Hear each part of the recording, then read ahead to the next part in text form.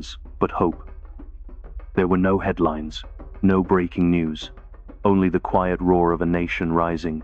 Burkina Faso, a country once labeled the dead end of infrastructure, has just launched the largest road project in African history, valued at $200 billion, 10 times its national GDP. And here is the shock. No World Bank, no IMF, no Western contractors, just determination, minerals, and the hands of its own people. How does a poor nation, long dependent on foreign aid, suddenly dare to build without asking anyone's approval? Where did the money come from? Who is really behind the machines? And most importantly, what if this works? What if Africa no longer waits to be saved but saves itself? This is not a tale of roads. This is a story of rebellion, not with guns but with concrete, not with slogans but with asphalt. They call it Fossomebo, a name that may soon echo beyond borders, beyond politics, beyond disbelief. If you believe Africa has waited long enough, walk with this story, 1 kilometer at a time. Have you ever felt your heart break from helplessness? Seeing our motherland, Africa, drained of its last drop of treasure while children, bones showing, curl up in torn clothes, cold, hungry, forgotten. Generations have walked muddy roads, trapped in poverty and pain. But we have endured enough. Now is the time to rise strong, united, and proud. We have the right to live, to grow, to be respected. Share this video so our voice is heard. Let God witness our courage. Let the world stop ignoring Africa. Comment where you're watching from. Like, subscribe, and support the dream of a free, thriving Africa. For decades, Burkina Faso played by the rules. It filled out the forms, signed the pledges, accepted the loans. It welcomed consultants from Paris, economists from Washington, and development experts armed with graphs and theories. In return, it closed schools, cut health budgets, deregulated its industries, and waited. What came was never independence. It was conditional survival. For every loan received, there was a door opened not for citizens, but for foreign mining companies. For every bailout, there was a report written not by Burkinabe hands, but by suits flown in from Geneva. They called it partnership. The people called it poverty. The World Bank sent experts. The IMF sent reforms. Burkina Faso sent gold, copper, labor, and in exchange, it received PowerPoint presentations, endless pilot projects, and policies designed somewhere else. Dependency became the norm. Sovereignty became a slogan. And infrastructure, that was a fantasy reserved for capital cities and foreign investors. Then came Fossomebo. It did not begin with a donor meeting. It did not need a stamp from the World Bank. It began with one sentence: we will do it ourselves. Not a model project, not a small initiative, but a national campaign. A total rejection of economic submission. 10 times the nation's GDP. That is what they committed, without foreign banks, without aid packages, without conditions. The world laughed, but the machines rolled. The contracts were signed. And the dirt began to move. No more waiting for permission. No more selling future generations in exchange for temporary relief. Fossomebo represents the burial of the dependency mindset. It does not just pave roads, it tears up the old path of externally managed growth. The financing model itself is revolutionary. No foreign aid, no international bank. The budget is powered by 3 engines. National gold revenues reclaimed from exploitative contracts, taxes on corporations that once operated untaxed, and massive cuts to non-essential government spending. Every dollar stays in the country. Every road is built by hands that speak the local language. And for the first time, development is not dictated by those who fly in. It is designed by those who never left. Fossomebo is not just an economic decision. It is a psychological declaration that Burkina Faso will no longer rent its dignity. It will build its future, brick by brick, on its own soil. Fossomebo is not managed like a ministry. It is commanded like a military. From the very beginning, Burkina Faso made it clear. This is not development as usual. There are no gala events, no donor ceremonies, no white helmets taking photos. What you will find instead is discipline, urgency, and execution. Each province is a unit. Each machinery cluster is a battalion. Each road segment is an order clear, time-bound, and non-negotiable. Progress is not measured in reports, but in asphalt poured, in kilometers completed, in people reached. Commanders do not wait for meetings. They issue encrypted orders. Surveillance drones fly over construction zones, feeding real-time data to control centers. Road rollers move at night, under headlights, in zones that were once considered too dangerous to enter. There are no ceasefires. The only language spoken here is progress. There is no room for delay. No room for bureaucracy. In the world of Fossamibo, questions are simple. Can it be done? If yes, begin. If no, clear the way for those who can. Within 2 months of the announcement, over 900 pieces of heavy equipment were acquired, not leased, but owned, distributed across the country, tracked by GPS, operated by young engineers trained on site. Every machine is part of a living system that moves, adapts, and never sleeps. No logos of international agencies, no flags of foreign donors, just the national insignia, and eyes sharp, focused, determined behind dusty goggles, driving machines that never existed here before. Each region reports daily, photographs, drone scans, supply chain logs all fed into a central nerve center. Fossamibo does not tolerate excuses. It enforces accountability. Those who delay are replaced. Those who finish early are promoted. This is not symbolic infrastructure. It is existential. More than 50 zones previously considered conflict-ridden have now been reclassified as operational corridors. Fossamibo does not send diplomats to negotiate peace. It sends engineers to reclaim land. Every road built is a territory taken back. Every kilometer paved is a message sent. We are here. We are not leaving. This land is ours. Fossamibo is not a project. It is a doctrine. A way of building that transforms not only land, but the mindset of a nation.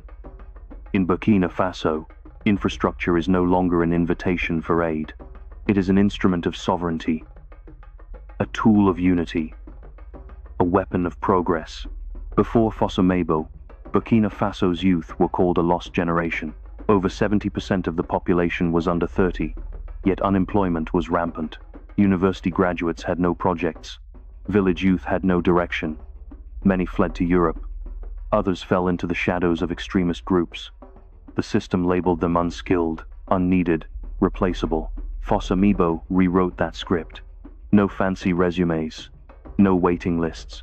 Young people were pulled straight from classrooms, from roadside stalls, from dusty villages. They were not asked if they were ready. They were told they were needed. Over 5,000 engineering students were reassigned from university to the construction front lines. Their classrooms became job sites, their professors became team leaders, and the highway became their thesis. There were no textbooks here, only concrete mixers, GPS trackers, and responsibilities heavier than any lecture note. Training was not abstract. It was physical, practical, unforgiving, but it was also transformational. Each team was structured like a micro-army. A lead engineer, a financial officer, surveyors, machine operators, and local apprentices. 12 to 15 people per crew. Every single person had a purpose. Every mistake cost real progress. Every success meant a road opened, a school reached, a village revived.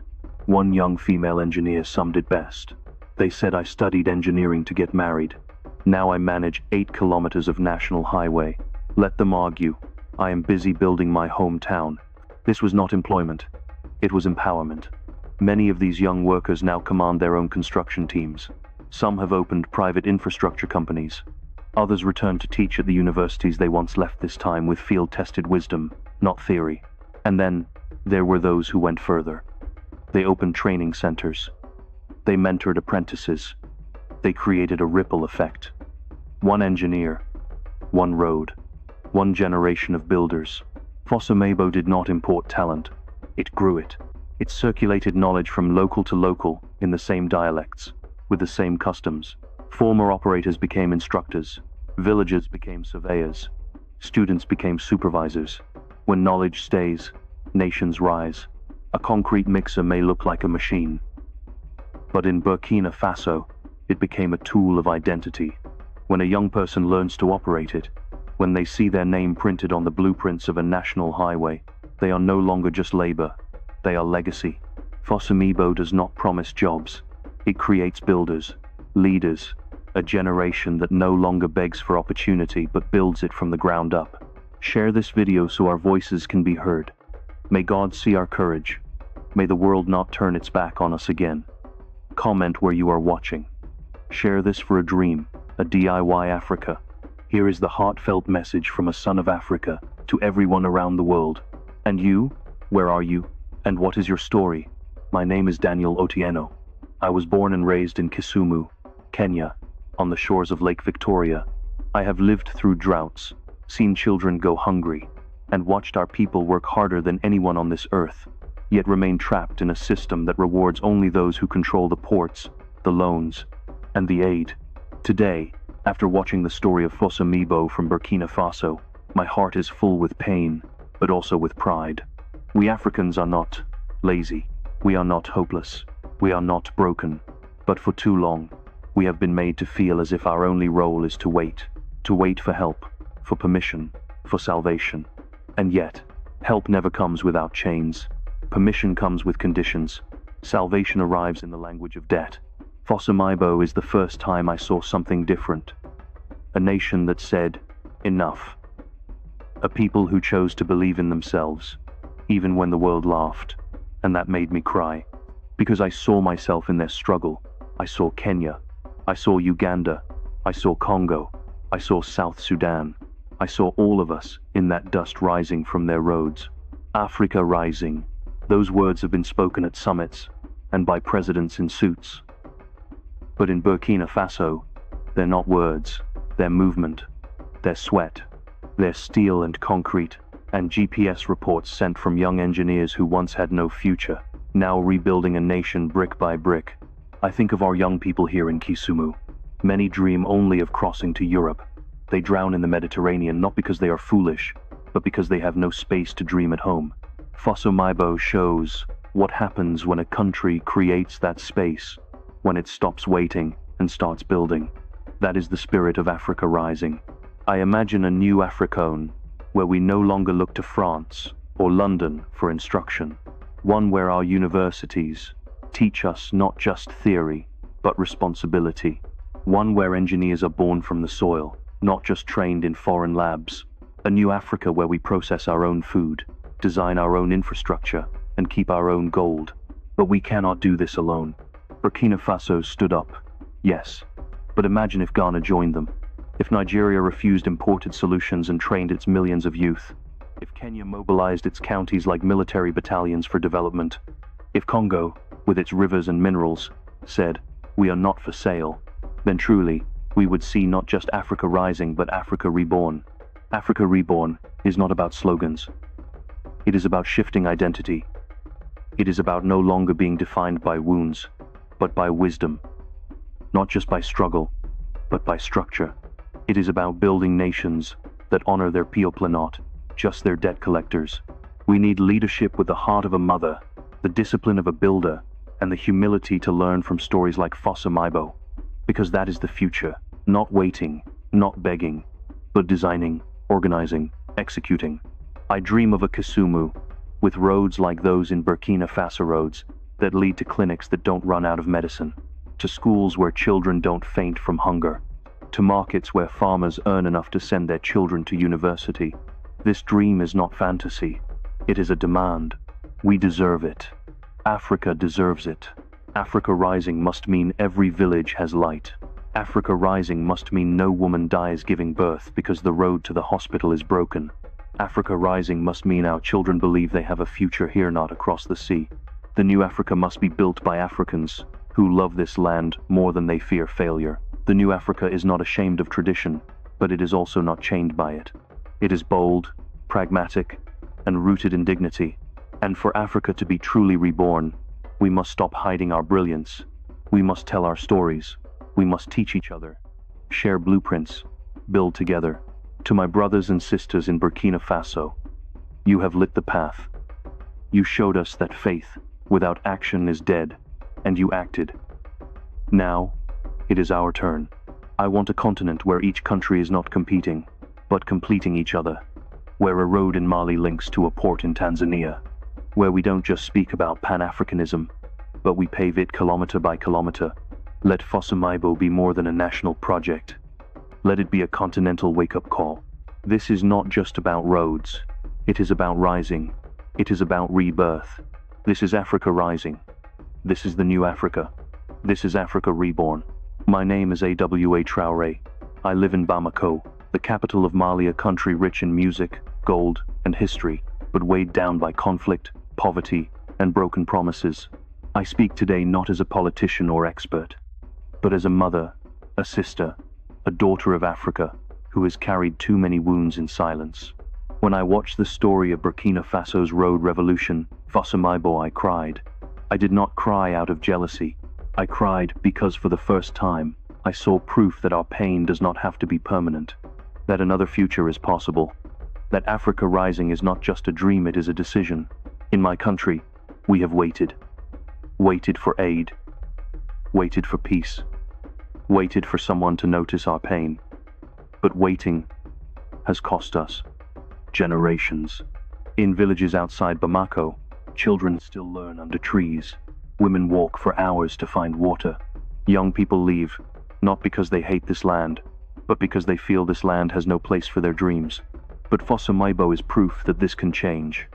When I saw young Burkinabe engineers commanding road teams, I thought of my own daughter who loves math and wants to be an architect. I used to fear for her future. Now I see another path. A new Africa where girls do not need to escape to succeed, where they can build their nations instead. Africa Rising must not be a slogan for conferences in Geneva or speeches at the United Nations. It must be visible in the dust of our roads, in the hands of our farmers, in the voices of our teachers. It must mean schools with lights, hospitals with medicine, jobs that do not require you to know someone in power. Here in Mali, we have suffered. We have buried children due to diseases we could have treated. We have sent our brightest minds abroad, knowing many will never return. We have watched our leaders attend donor meetings, begging for money while our gold mines are owned by foreigners. This is not dignity. This is not development. This is not Africa Rising. We need a new Africone that is united not by language, but by vision. One where Bamako learns from Ouagadougou, where Dakar shares resources with Niamey, where we invest in our own capacity, instead of importing experts to tell us who we are. New Africa is not about rejecting the world. It is about rediscovering ourselves. It is about putting the African child at the center of policy. It is about building with what we have, and believing that what we have is enough.